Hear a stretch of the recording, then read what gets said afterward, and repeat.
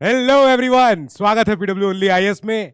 आज हमारा chapter number 85 है पॉलिटिकल डायनेमिक्स वाले। इस पार्ट में आज हम पढ़ेंगे हाथी के दांत, यानी कि एंटी डिफेक्शन लॉ। अब एंटी डिफेक्शन लॉ बड़े अच्छे उद्देश्य से आया, काफी अच्छा इसका पर्पस था। सब कुछ फुलफिल हो रहा है, नहीं हो रहा है, दिखते हैं, आगे समझते हैं। हमारा विश्वास दिवस का आपको पता होगा 10 मार्च तक हमारा ऑफर चल रहा है, चारों बैचेस पे काफी ऑफर है। You can check the description box. Now coming to anti defection law, क्या हुआ, कैसे आया, क्या सोचा लोगों ने। 1985 में एक 50 सेकंड हमारा सीए हुआ, जिसने ये बताना शुरू किया कि अब हम बात करेंगे डिस्क्वालिफिकेशन ऑफ मेंबर्स। जो मेंबर्स बिदक जाते हैं, जो विधायक इधर से उधर छटक जाते हैं, इस पार्टी से उस पार्टी चले जाते हैं, चाहे वो स्टेट के या सेंट्रल के किसी पार्लियामेंट, किसी भी लेजिस्लेचर में हो, कहीं भी हो, अगर वो डिफेक्ट कर रहे हैं from one political party to another, that means कि उन्होंने जनता का विश्वास खोया है, पहली बात। दूसरी बात, उन्होंने जिस पार्टी के टिकट पे चुनाव लड़के जीत के आए थे, उन्होंने उस पार्टी के साथ गद्दारी करी है, साफ बात है। तो उनकी सजा उनको मिलनी चाहिए। नाउ इसीलिए बोला गया कि भैया एक ऐसा कानून हो ताकि इनको हम डिस्क्वालीफाई कर पाए, इनकी सदस्यता को निरस्त कर पाए। नाउ इस अमेंडमेंट ने क्या किया, इसने 4 आर्टिकल्स को अमेंड किया संविधान के। पता कौन से 101, 102, 190 और 191। ओके, ये चारों आर्टिकल्स हो गए अमेंडेड। फिर इसके बाद एक नया 10th शेड्यूल और जोड़ दिया गया। जो 10th शेड्यूल, पूरे 10th शेड्यूल में खाली यही लिखा है कि सांसद, विधायक, कोई भी या एमएलसी जो भी हो, ये इनको अगर आपको डिस्क्वालीफाई करना है, then what's the procedure, what's the ground, क्या कर सकते हैं, कैसे कर सकते हैं। इसी को हमने बोला कि अच्छा ये पूरा डिफेक्शन लॉ। नाउ इसी को बोलते हैं, ये राइट डिफेक्शन लॉ, ये रहा। एंड ये यही रोकने के लिए है कि इनका जो अपॉर्चुनिस्टिक पार्टी स्विचिंग जो इनकी होती है, इधर से उधर दल बदल, अपनी आया राम गया राम जो चलता रहता है, इसको हमें रोकना है। ठीक है भैया। फिर 2003 में वाजपेयी जी की सरकार ने एक और अच्छा अमेंडमेंट पास किया। इसमें इन्होंने बोला कि हम एक एक्सेप्शन जो मिल रहा था अभी तक इस प्रोविजन में, 10 शेड्यूल में, हम उसको हटा रहे हैं। क्या था प्रोविजन? प्रोविजन था, amendment eliminated the provision exempting disqualification in case of a split within a party. क्या हुआ सर? ये क्या हुआ? मैं बता रहा हूं क्या हुआ। देखो, जब मान लो कोई एक पार्टी है, ये रही पार्टी। अब इस पार्टी में से कुछ ऐसे लोग थे, ये सारे लोग, अब ये सारे लोग अगर एक साथ मिलके, लग रहा है कि हाँ आधे से ज्यादा है, 2/3 हो सकता है, ये क्या पता, 2/3 तो नहीं दिख रहा है, पर मान लो 2/3 है। अब ये सारे लोग अगर इधर से इधर एक दूसरी नई पार्टी में जाना चाहते हैं, ये वाली पार्टी में, तो अगर ये लोग यहां जा रहे हैं, दैट मीन्स कि पहली बात तो डिफेक्शन नहीं है, ये लो खत्म बात। इसकी वजह से कोई अगर कोई मेंबर यहां था, इसको, अब इसके ऊपर अगर आपको केस चलाना है एंटी डिफेक्शन लॉ में, देन एंटी डिफेक्शन लॉ कहता है कि ऐसे मेंबर्स को हटाओ। अब ये वाला जो इनके ऊपर इम्यूनिटी मिली हुई थी 10th शेड्यूल में, हमने कहा हम इस इम्यूनिटी को छीन रहे हैं। 91st अमेंडमेंट ने बोला कि ये भी नहीं चलेगी, और हम जो एक आपको एक्सेप्शन मिल रहा था प्रोविजन का, हम उसको एलिमिनेट कर रहे हैं, हम उसको हटा रहे हैं। हटा दिया गया। चलो भैया, बहुत बढ़िया, अच्छा लग रहा है। नाउ क्या होता है डिस्क्वालिफिकेशन, समझाओ पहले क्या है ये, क्या है। नाउ ये याद रखना कि पॉलिटिकल पार्टीज के मेंबर्स के लिए है, यानी कि कोई भी पॉलिटिकल पार्टी के जो मेंबर्स हैं, जो चुन के ऊपर गए हैं, ऊपर बैठे हैं, हमारी जनता का प्रतिनिधि करने गए हैं ऊपर जाके। अब ये किसी भी, चाहे हाउस में हो, किसी सदन में हो, किसी भी, कोई भी फ्लोर पे हो, फर्क नहीं पड़ता है, belonging to any political party, they become disqualified for what? For membership if they voluntarily give up their party membership. ठीक है भैया। हम आए किसी पार्टी चुनाव जीत के, हमने कहा चुनाव तो जीत गए, लेकिन ये पार्टी नहीं चाहिए हमें, अब नहीं पसंद आ रही पार्टी। तो ऐसे कैसे चलेगा? अरे तो पार्टी के दम पे तो आए थे, पार्टी की आइडियोलॉजी पे आए थे तुम लोग, ऐसे नहीं चलेगा। अब अगर आपने वॉलंटरीली, अगर आपने छोड़ दी अपनी, तो आपको हटना पड़ेगा। एनी मेंबर वोट्स या एब्सटेन्स, वोट कर दे या वोट ना दे, from voting contrary to their party का जो मैंडेट हो, जो पार्टी का डायरेक्शन हो। पार्टी ने बोला था कि साहब अगले मंडे को हमें सांसद सारे अपने लेके जाने हैं, और एक बहुत बड़े मुद्दे पे वोट होगा, हाँ ना बोलनी है। उनमें से 3-4 विधायकों ने बोला या सांसद ने बोला कि हाँ जाएंगे लेकिन वोट नहीं देंगे। ऐसे कैसे होगा? नहीं, ये नहीं होगा। और या अगर आप गए, आपने कहा कि जो जो आप जो कह रहे हो वो वोट, हम वो वोट हाँ तो नहीं बोलेंगे, हम तो ना बोलेंगे, उल्टा और गलत जाके बोलेंगे। तो दैट मीन्स कि आपने क्या किया है, आपने पार्टी की विल को, आपने पार्टी की जो मैंडेट को आपने माना नहीं है, एंड पार्टी ने भी आपके इस एक्शन को अगर कंडोन नहीं किया 15 दिन के अंदर, that means you will be termed as कि आपके ऊपर डिस्क्वालिफिकेशन चल सकता है। ओके भैया, फाइन। ये जो प्रोविजन है, इट एम्फसाइजेज दैट मेंबर्स जो इलेक्ट हुए किसी पार्टी के टिकट पे, they should remain in the party, they should remain loyal to the party and follow its directives. कि जो इनके यहां से हुक्म आए, जो जो भी इनके पार्टी के आला कमान, जो भी लोग बताएं क्या करना है क्या नहीं करना है, वो ये मानते रहे।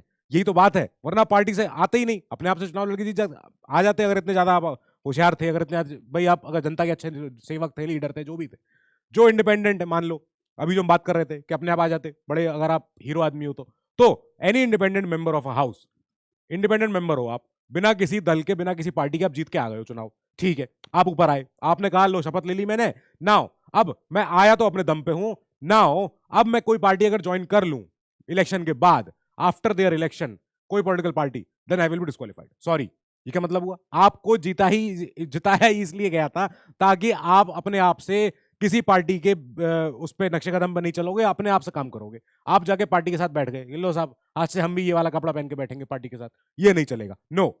अब नॉमिनेटेड मेंबर्स की बात कर लो, जो लोग नामांकित होते हैं, जो लोग नॉमिनेटेड होते हैं, any nominated member of a house becomes disqualified कब? जब वो क्या करे, 6 महीने बाद किसी पार्टी को ज्वाइन कर ले। इनका नॉमिनेशन हुआ, ये अपनी सीट पे आके बैठना शुरू किया इन्होंने, और 6 महीने बाद आफ्टर 6 मंथ्स इन्होंने कोई पार्टी ज्वाइन कर ली, तो इनको बोला जाएगा थैंक यू, रास्ता बाहर है आपका, जा सकते हैं आप। अब ये भी इसलिए है कि भैया आपको अपने शुरू के 6 महीने के दौरान ही आप किसी पार्टी से अगर जुड़ना भी चाह रहे हो तो आप अपने नामांकन के 6 महीने के अंदर अंदर ही आप ज्वाइन कर सकते हो कोई पॉलिटिकल पार्टी, तब जाके आपके ऊपर डिस्क्वालिफिकेशन नहीं लगेगा, अदरवाइज आपके ऊपर लग जाएगा। 6 महीने बाद अगर आप गए तब आपको समझ आएगी अच्छा यही पार्टी मेजोरिटी में है, इन्हीं के मंत्रियों को ज्यादा अच्छे डिपार्टमेंट मिल रहा है, हमें नहीं मिलेंगे, तो एक काम करते हैं डिपार्टमेंट में आ जाते हैं। नहीं, आपको 6 महीने के अंदर अंदर आना है, तब तो नहीं चलेगा। अगर 6 महीने के बाद आओगे तो चल जाएगा। इंडिपेंडेंट ये बेचारे कभी भी चले जाए, ज्वाइन होते ही, बाद में भी, पीछे भी, जो भी, इलेक्शन के बाद अगर गए गए हो गया इनका काम खत्म, नहीं ये आगे नहीं जा पाएंगे। इंडिपेंडेंट के ऊपर तो काफी ज्यादा मुसीबत है। कहां एक्सेप्शन है, किस बात पे आपको हम एग्जेम्प्ट करते हैं कि आपके ऊपर डिस्क्वालिफिकेशन नहीं चलेगा? कब नहीं चलेगा? जब क्या होगा कि पार्टीज का मर्जर हो जाए, merger of a members party with another agreed upon bye 2/3 of party members. जब पार्टी के 2/3 से ज्यादा मेंबर्स एक साथ खड़े होकर बोले कि सर हम पार्टी ए के मेंबर हैं, 2/3 से ज्यादा लोग हम जुड़ना चाह रहे हैं इस फलानी पार्टी से, दैट मीन्स उस फलानी पार्टी के साथ जुड़ने पे इन 2/3 लोगों के ऊपर कोई ना ये लगेगा, एडीएल लगेगा ना, इनकी वजह से जो इन 2/3 के बचे हुए जो 1/3 जो रह गए हैं, जो नहीं जाना चाह रहे हैं उधर, अगर ये किसी से जुड़ के बाहर चले गए हो या कहीं और, तो भी नहीं चलेगा। अच्छा भैया ठीक है, वॉलंटरी रेजिग्नेशन और rejoining of a party by a member elected as क्या प्रिसाइडिंग ऑफिसर। मान लो कोई स्पीकर है, हाउस के स्पीकर है, लोकसभा के हो चाहे विधानसभा के हो, कुछ भी हो, तो पहले इन्होंने क्या किया, इन्होंने बोला कि सर देखो क्योंकि मैं अभी स्पीकर था, मैं एक प्रिसाइडिंग ऑफिसर था, इस चेयर की गरिमा है जहां मैं बैठता हूं, क्योंकि मेरे सामने सारे एमपी एमएलए बैठे हुए हैं, मुझे इन सब की कार्रवाई करवानी रहती है, मुझे इन सबके सारे काम करने होते हैं, तो जरूरी है कि मैं इम्पार्शियल रहूं। पहली बात तो जो प्रिसाइडिंग ऑफिसर हो, इसके लिए भी सुप्रीम कोर्ट ने कई बार बोल रखा है कि भैया आपको इम्पार्शियल रहना है। आप ये मान के चलो कि अब आप पार्टी के मेंबर नहीं रहे हो, अब आप एक न्यूट्रल पर्सन हो, आप पार्टी के काम नहीं करोगे। ये नहीं होगा कि आप चलो जिसकी सरकार है उसी के साथ हाथ मिला के bye bye bye tata tata करते रहते हो, नहीं, नहीं होगा। आपको क्या करना है, आपको इम्पार्शियल रहना है ताकि आप एक प्रिसाइडिंग ऑफिसर, आपको सदन की गरिमा बना के रखनी है। कोई अगर एमपी एमएलए राउडी हो रहा है, आपको उसको उठा के बाहर करना है। कोई एमपी एमएलए की अगर बात सुनवानी है और ऑपोजिशन का है, और आप, क्योंकि पार्टी आपकी पुरानी सरकार वाली थी, चलो ठीक है मान लिया, तो ऐसा नहीं हो कि ऑपोजिशन वाले की बात ही नहीं सुनवा पाओ आप। इसीलिए हम चाहते हैं कि आप रहो इम्पार्शियल, आप रहो न्यूट्रल, आप ऐसे रहो कि आप सबकी बातें सुनवा सको, सबकी बातें कहलवा सको। नाउ वी वांट यू कि आप अपने पार्टी का सारा जितना भी दायित्व है, जिम्मेदारी, प्रभार जो भी आपके ऊपर, आप वो छोड़ दो। अब आप एक स्पीकर हो, स्पीकर महोदय न्यूट्रल रहते हैं, स्पीकर महोदय एकदम जिसे कहते हैं निष्पक्ष रहेंगे, एंड आपका कार्यकाल हो जाए उसके बाद अगर आप वॉलंटरी, अगर आप रेजिग्नेशन दे रहे हो या रीज्वाइन कर रहे हो पार्टी को, तो भैया ठीक है, हम मान सकते हैं जो प्रिसाइडिंग ऑफिसर था कि आपको डिग्निटी, इंपार्शियलिटी अपने ऑफिस की बचाए रखनी थी, इसलिए आप नहीं गए पार्टी में। बाद में आपका कार्यकाल खत्म हो गया, स्पीकर साहब की आपकी आपकी आपकी कुर्सी, आपका टाइम ओवर हो गया, देन आपने कहा कि सर मैं वापस आ जाऊं पार्टी में, हाँ आ जाओ, अब आ जाओ, कोई दिक्कत नहीं है, ठीक है फाइन। नाउ ये exemption for splits by 1/3 of the legislature party members as per the 10th schedule. ये क्या हुआ है, ये था 10th शेड्यूल का जो हमने एक प्रोविजन था जिसको कि हमने एलिमिनेट कर दिया था 91st CAA से, remove by the 91st CAA of 2003। हमने बोला कि नहीं चल सकता ये, सॉरी, ये जो एग्जेम्पशन है for splits by 1/3 of legislature, नहीं चलेगा, नहीं चलेगा, नहीं चलेगा। पार्टीज की ऑलमोस्ट 2/3 काफी नंबर होता है, बहुत बड़ा नंबर होता है। 100 में से 66 लोग खड़े होकर बोल रहे हो, 67 लोग, 67 के हम इस पार्टी को छोड़ना ही चाह रहे हैं, नहीं चाहिए ये पार्टी, हम जाएंगे उस पार्टी में।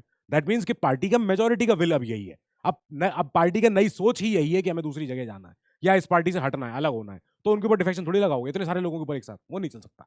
ठीक है भैया, okay fine. Now deciding authority कौन है, कैसे फैसला होगा, कौन कर रहा है इसका फैसला, तो इस सब का क्वेश्चन का आंसर, कौन डिस्क्वालीफाई होगा, कौन किसके ऊपर एडीएल लगेगा, क्या होगा डिफेक्शन के अंदर, तो it is decided by the presiding officer of the house. संविधान ये कहता। ठीक है भैया, okay, with no time limit. Time limit ही नहीं है कि कब तक आप डिसीजन दोगे, कब तक नहीं दोगे। हाँ ठीक है, स्पीकर पे है, पड़ा है फैसला, 18 महीने हो गए, 19 महीने हो गए, सोच ही रहे हैं, अभी तक डिसाइड नहीं कर पा रहे हैं। ये यही हुआ था, अभी हमने देखा था महाराष्ट्र में, कर्नाटक में भी हुआ था, स्पीकर साहब ने बहुत ज्यादा समय लिया था, सुप्रीम कोर्ट को इंटरवीन करना पड़ा था, याद आ गया।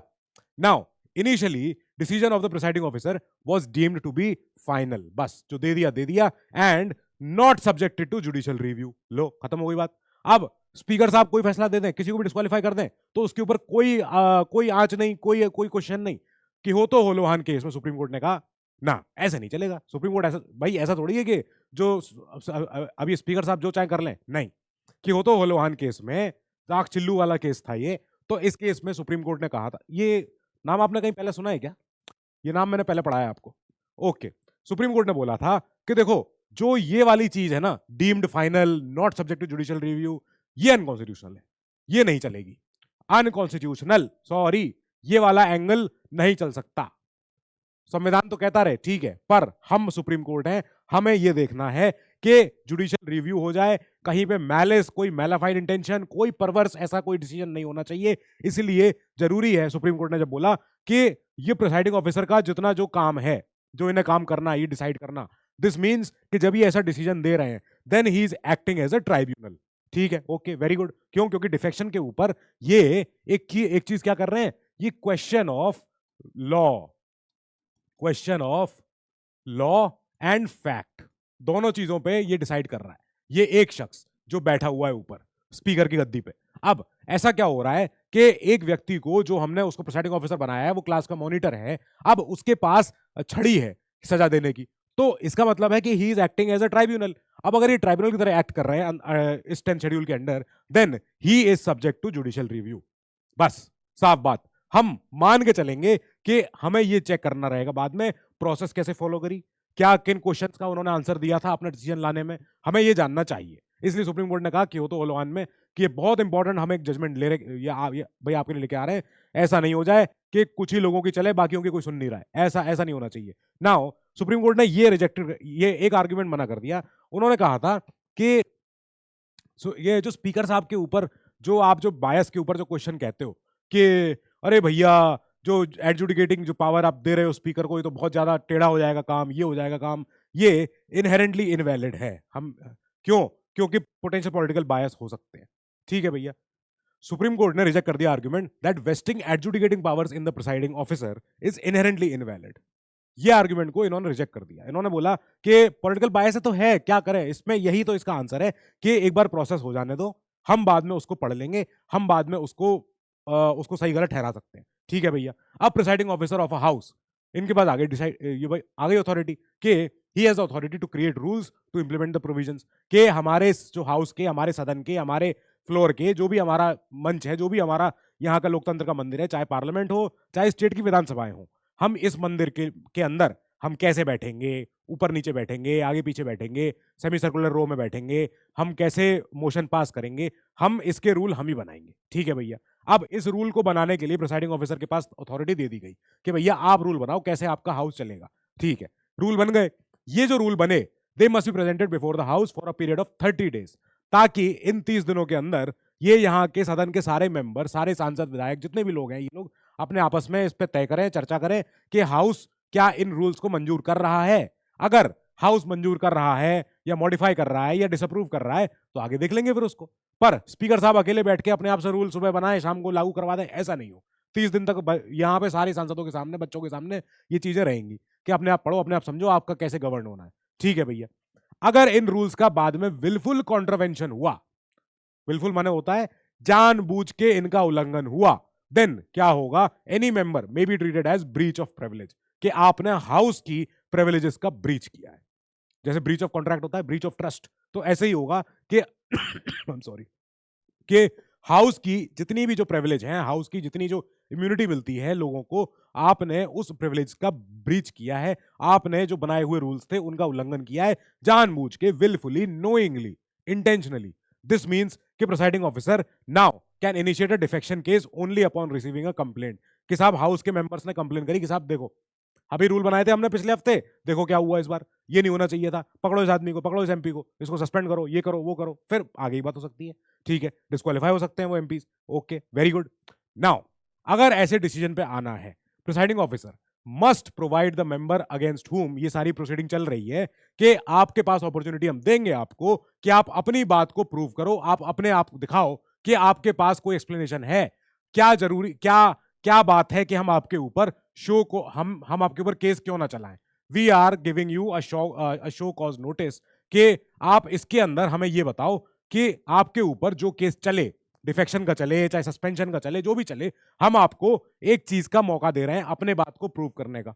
करो साहब, प्रूव करो। ठीक है, प्रिसाइडिंग ऑफिसर यहां पे may also refer the matter to कोई हाउस की committee, committee of privileges for further inquiry. कि साहब अकेले स्पीकर के बस का नहीं है, मुझे लग रहा है बहुत सारे एंगल है इसमें, इस पर पूरी जांच होनी चाहिए, इंक्वायरी होगी। दैट मीन्स कि वो हाउस की एक कमिटी के पास है। कमिटी में कौन लोग हैं? कमिटी में ऑपोजिशन के और जो लीडिंग गवर्नमेंट है उसके मेंबर्स होंगे, 10-12 मेंबर हो सकते हैं, 5-7 मेंबर हो सकते हैं, जो भी हो सकते हैं, जो प्रिविलेजेस की कमेटी के जितने भी जो होंगे सदस्य होंगे, ठीक है, उनके सामने जाएगा मैटर, कमेटी करेगी डिसाइड, बाद में कमेटी देगी फिर ये इनको स्पीकर को दोबारा से कि देखो साहब हमने तो पढ़ लिया, सारा मैटर समझ में आ गया, हमें हमें लग रहा है डिस्क्वालीफाई कर दो। कर देंगे तो कर देंगे, ठीक है। इसका मतलब ही ये हुआ, क्योंकि एक तो इन्हें मौका मिल रहा है अपनी बात कहने का, शो कॉज नोटिस का जवाब देना है इनको, दूसरा कमेटी के पास जा सकता है। दैट मीन्स कि डिफेक्शन की जो प्रोसीडिंग है, they are not immediate and not automatic effect. ये नहीं हो सकता है। आपको पता है जब राहुल गांधी जी का डिस्क्वालिफिकेशन हुआ था, ऑटोमेटिक था।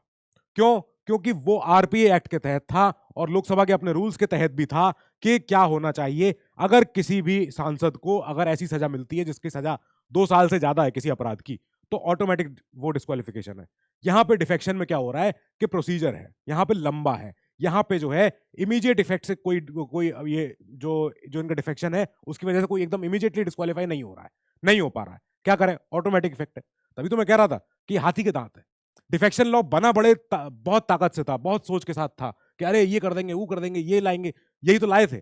तब उस समय बड़ी अच्छी बातें हो रही थी कि ये सब सही हो जाएगा, ये हो जाएगा, एकदम क्लेंजिंग अप हमारा हो जाएगा, पब्लिक लाइफ हो जाएगी, सब कुछ सही हो जाएगा।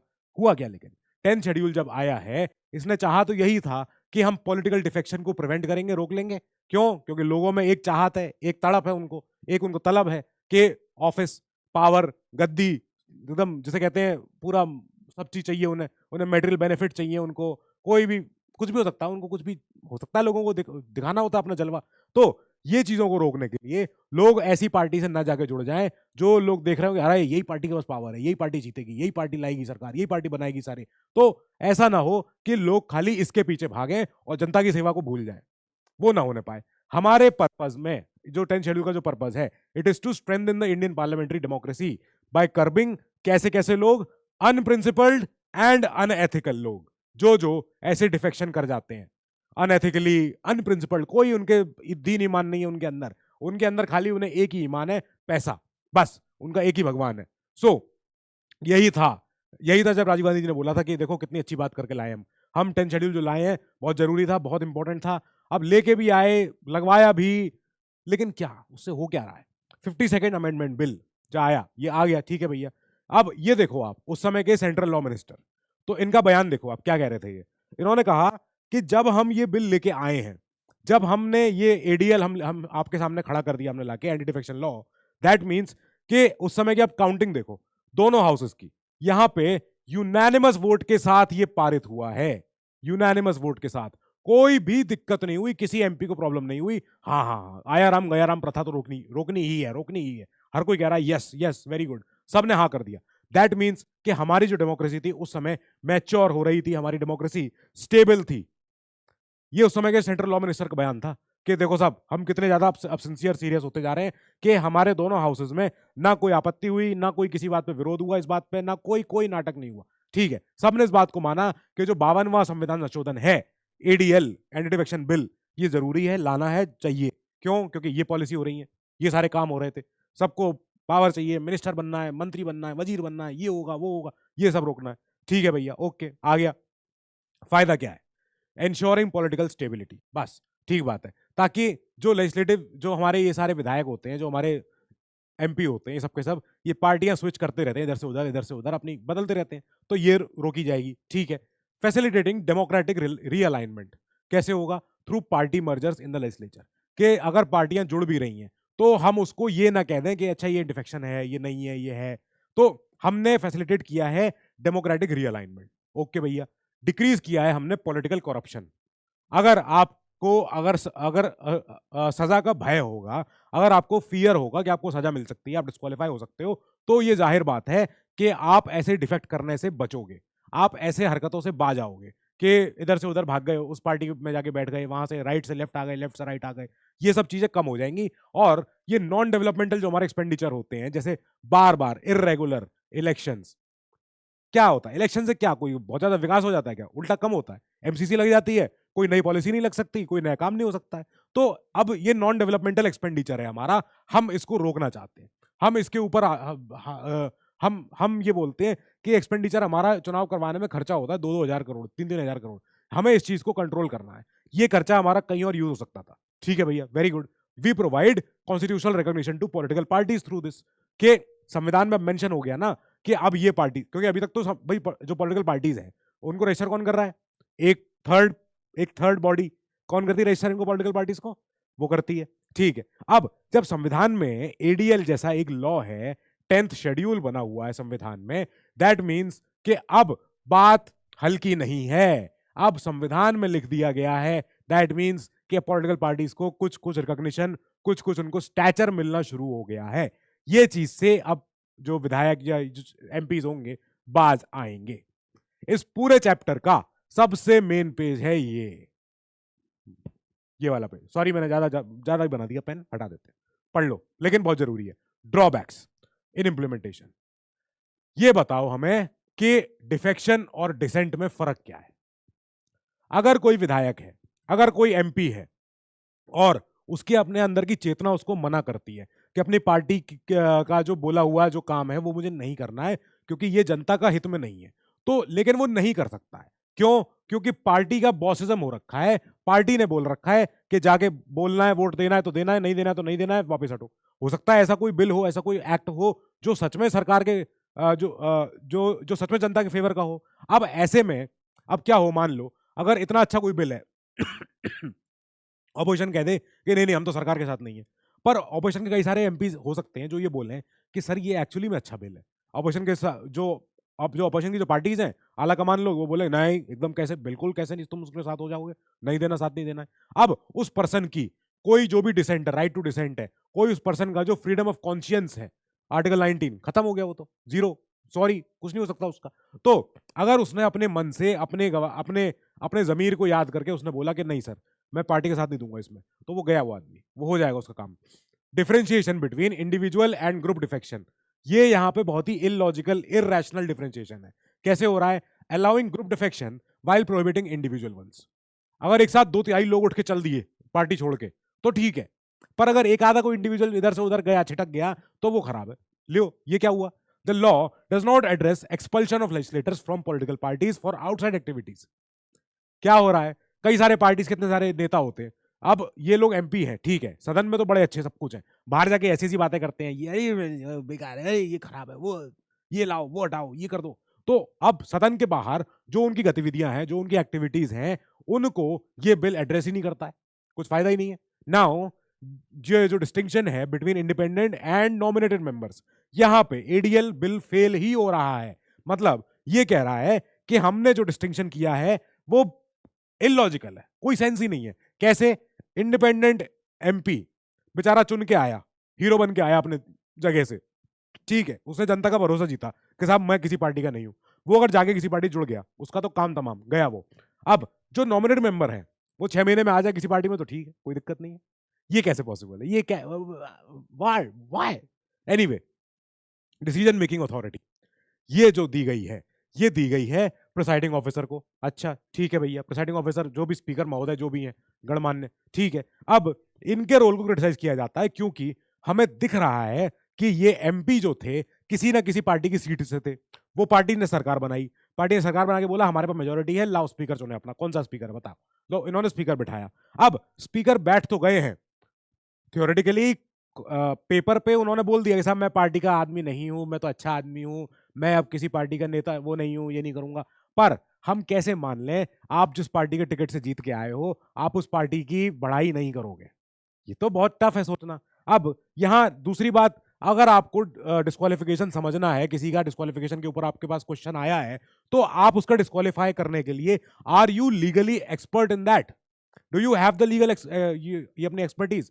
राबी रे मैम, इसके अलावा शिवराज पाटिल जी, दोनों ने बोला था कि हम एक्सपर्ट नहीं है भाई, ये वाले क्वेश्चन जाने चाहिए बड़े ऐसे लोगों के पास जिनके पास लीगल नॉलेज हो, जिनके पास question of law, question of fact समझने की वो हो, पूरी काबिलियत। क्वेश्चन ऑफ लॉ क्या होता है कि क्या कानून का उल्लंघन हुआ है, कौन से कानून का उल्लंघन हुआ है, ठीक है। क्वेश्चन ऑफ फैक्ट बताओ क्या हुआ है कि नहीं हुआ है, तो दो तरीके से आंसर होता है न्यायालय में। अब ऐसे जो हमें लीगल, हमें जो इतने सारे दांव पेच खेलने होते हैं, हम ह्यूमंस हैं, नॉर्मल सिविलियंस हैं, सिटीजन हैं, हम जीत के आए चुनाव जीत के, बस ज्यादा हमें आता नहीं है। तो अब हम कैसे, आप हमसे उम्मीद कर रहे हो कि हम जैसे लोग जाके वहां जो ये पूरी बात कह दें, पूरी बात सही समझ दें, सही कर दें?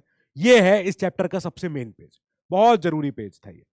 नाउ 91st अमेंडमेंट एक्ट 2003, इसको लाने के पीछे सरकार जब इसको लेके आई थी पार्लियामेंट में, तब सरकार ने कहा देखो सुन लो, पहले पूरी बात सुन लेना, क्यों लाए हैं पहले बात सुनना, अच्छी बात है। इसलिए क्या लाए हैं, क्यों लाए हैं? क्योंकि हमारे पास कई सारे लोगों से, कई सारे समाज के कई सारे वर्गों से हमारे पास कॉल्स आ रही थी कि हमें स्ट्रेंथन करना है और हमें अमेंड करना है एडीएल। अच्छा भैया, ओके ठीक है, तो इसलिए हम लाए हैं। बस मेन काम यही है कि वी हैव टू, कि जो परसीव्ड फेलियर हुआ है ये एडीएल का, हमें उसको इफेक्टिवली, हमें उसको एड्रेस करना है, रिड्रेस करना है। क्या क्रिटिक्स क्या कह रहे थे? क्रिटिक्स ये कह रहे थे कि देखो 10 शेड्यूल अलाउज बल्क डिफेक्शन, अच्छा ठीक है, इट डीम्स इंडिविजुअल, जितना भी ये जो डिफेक्शन होता है इलीगल है, ठीक है भैया। बल्क में जा रहे हैं एमपी, पूरे झोला भर के जा रहे हैं, 2/3 के से ज्यादा, तो ठीक है। और अगर एक आधा छुट्टा पुट्टा कोई अगर एमपी एमएलए छटक गया इधर से उधर, वो गलत है, वो इलीगल हो गया। तो particular criticising the exemption from disqualification in cases of split, ठीक है भैया, ओके। दिनेश गोस्वामी जी की कमेटी, इस कमेटी का हमने नाम अभी पीछे पढ़ा था पिछले चैप्टर में, याद आ गया क्या, कहां पढ़ा था हमने? फिर लॉ कमीशन की 170th रिपोर्ट, 170th रिपोर्ट, ये मेंशन करना जरूरी है, ओके। फिर इसके बाद एनसीआरडब्ल्यूसी का 2002 की ये अपनी कमेटी थी। तो फिर इस कमीशन ने बताया 2002 में कि भाई क्या क्या आपको और करना चाहिए, कहां कहां से इस, तो सरकार ने जब ये 91 ये लाई थी, तब सरकार ने ऐसी अच्छी अच्छी कमेटी उसके के रिकमेंडेशन पढ़े थे। इन सब ने बोला था कि we you need to omit the provision for exemption from disqualification in cases of split. आपको जहां जहां पे स्प्लिट हो रहा है, जहां जहां पे आपको दिख रहा है कि पार्टियों में छटाक हो गई है, एक अब नई एनसीपी यही है, अब नई शिवसेना यही है, तो ये जो स्प्लिट हुआ है लोगों में, हमें इसके दौरान जो अगर कोई डिफेक्शन लगना है, उसमें जो एग्जेम्पशन आप दे रहे हो, आप ये एग्जेम्पशन हटाओ, नहीं ये हटाना पड़ेगा, ये नहीं रख सकते आप। एनसीआरडब्ल्यूसी ने क्या बोला था कि पहली बात तो आप पीनलाइज करो ऐसे डिफेक्टर्स को, ऐसे आए राम गए राम को, by barring them from holding public office of for the reminder of their period, कि जब तक आप भाई उनका टर्म बचाए या जब तक अगले चुनाव नहीं हो जाते हैं, तब तक वो कोई भी अपना पद ऐसा संभाल नहीं सकते हैं जो भी समय अर्लियर आ रहा हो, ठीक है। भले कार्यकाल अगर जल्दी खत्म हो रहा हो तो वो ठीक है, भले इलेक्शन जल्दी आ रहे हो तो वो ठीक है, आपको उनको कोई भी पब्लिक ऑफिस होल्ड करने से बार करना है। दूसरी बात, you have to limit the size of your council of ministers. Come on, क्या कर रहे हो आप? जंबो मिनिस्ट्री याद आ गया, अभी पढ़ाया था मैंने पिछली क्लास में ही। तो जंबो मिनिस्ट्री में क्या होता था, हम देखते थे 70 से ज्यादा मिनिस्टर्स हो जाया करते थे। ये क्या हो रहा है, एक मिनिस्टर का ऑफिस, उसका कार्य, उसका पूरा सारा सारा स्टाफ है, उसका सेक्रेटरी है, personal secretary, political secretary, official secretary, सबके सब ये लगे हैं, फिर मंत्री जी का काफिला जाता है। ये सारी चीजें जब 70+ मिनिस्टर हो जाते हैं, imagine the load on exchequer, imagine the burden on exchequer. तो आपको ये तो आपको सीओएम को साइज को ये अपना करना है लिमिट। दूसरी बात, और आपको ये करना है कि बड़ी बड़ी जो मंत्रालय, ऐसे इतने सारे मिनिस्ट्रियां ना बन जाए, मिनिस्टर ऑफ ये, मिनिस्टर ऑफ ये, मिनिस्टर ऑफ ये, डेप्यूटी ये, इंडिपेंडेंट चार्ज ये, तो ऐसे करके आपको नहीं बनानी है। ये जंबो मिनिस्ट्रियां अच्छी चीज नहीं है। अरे मिनिन हो गया है ना, हाँ लाओ उसके नाम को चेंज कर देते हैं। देखो दिखाऊं कैसे होता है। ओ ओके, इसको करते हैं इरेजर से, हाँ हो गया अब सही, मिनी स्ट्रीज, ठीक है, ओके। फाइन, दिख तो रहा है, वही है, नाम तो वही है, जम्बो मिनिस्ट्रीज, ओके फाइन।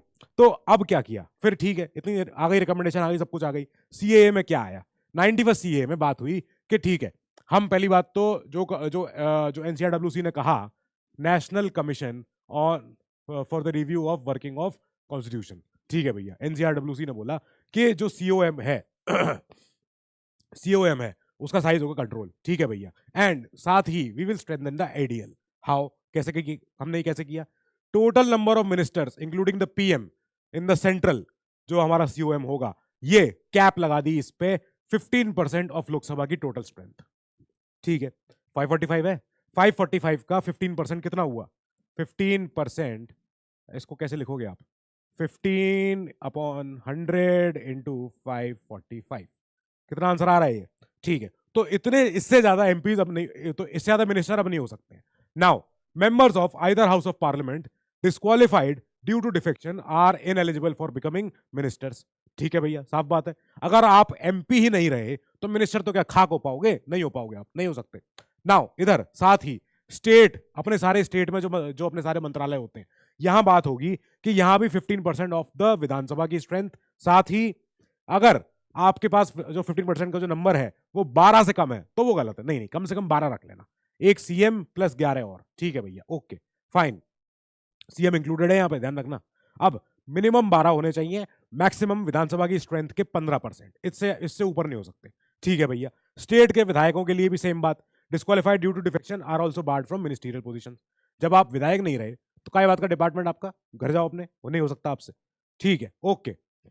एक्ट ने बोला एक और चीज बहुत इंपॉर्टेंट है, वो ये है कि जो मेंबर डिस्क्वालीफाई हो गए हैं, पहली बात, ठीक है, होगा disqualify, okay, due to defection, now you are barred, you are prohibited from holding remunerative political offices. Remunerative क्या होता है, जहां से कमाई आ रही हो, जहां से पैसे मिल रहे हो, जहां से किसी काम करने के पैसे मिलते हैं, वो सब, तो जहां पे सैलरी मिलती है या तो पब्लिक रेवेन्यू से, by government owned body, except कौन सी, एक्सेप्ट इन कॉम्पेंसेटरी केसेस, बस ये याद रख लेना, एक एक्सेप्शन है इसमें, एक्सेप्ट इन कॉम्पेंसेटरी केसेस, कि जहां जहां पे इनको मुआवजा मिलने वाला काम था वो तो ठीक है, वो तो आपको मिल जाएगा, इसके अलावा आपको कोई और ऐसा पद आपको नहीं मिलने वाला जहां से आपको सैलरी आ रही हो सरकारी, चाहे स्टेट का चाहे सेंटर का, कोई पब्लिक ओन्ड कोई भी बॉडी हो सकती है, वो इंडियन ऑयल, गेल, सेल, जो भी, कोई भी, कुछ भी हो सकता है वो, ठीक है, तो आप यहां पे काम नहीं कर सकते। इस एक्ट ने रिमूव कर दिया provision in the 10th schedule allowing the exemption, जो एग्जेम्पशन था from disqualification in the event of splits by 1/3 members of a legislature party, ठीक है भैया। ये इससे क्या हुआ, इससे हमने एलिमिनेट कर दिया प्रोटेक्शन फॉर डिफेक्टर्स, ठीक है भैया। अब हम ये मान के चल रहे हैं कि जो हमारे एलिफेंट टीथ है, हाथी के दांत मैंने क्यों बोला पता है इसको, एलिफेंट्स टीथ, ये इस टीथ बोलते हैं, टस्क बोलते हैं, टस्क बोलते हैं, तो रीजन बीइंग हाथी के दांत दिखाने के कुछ और, खाने के कुछ और होते हैं। अब ये जो हमारा जो एक्ट है ना, एक्चुअली में इस एक्ट को और ज्यादा स्ट्रेंथन होना चाहिए। इस एक्ट में जो हमने पीछे ड्रॉबैक पढ़ा था, ड्रॉबैक कई बार क्वेश्चन एग्जाम में आएगा ही आएगा, इस साल इलेक्शन है, इस साल तो और भी चीज आ सकती है, डोंट वरी। सो चैप्टर हुआ खत्म, अगली क्लास में हम मिलेंगे जब हम पढ़ेंगे पीजी, पेइंग गेस्ट नहीं है, प्रेशर ग्रुप्स है। सो मिलते हैं नेक्स्ट क्लास में, till then keep studying, stay safe, good luck.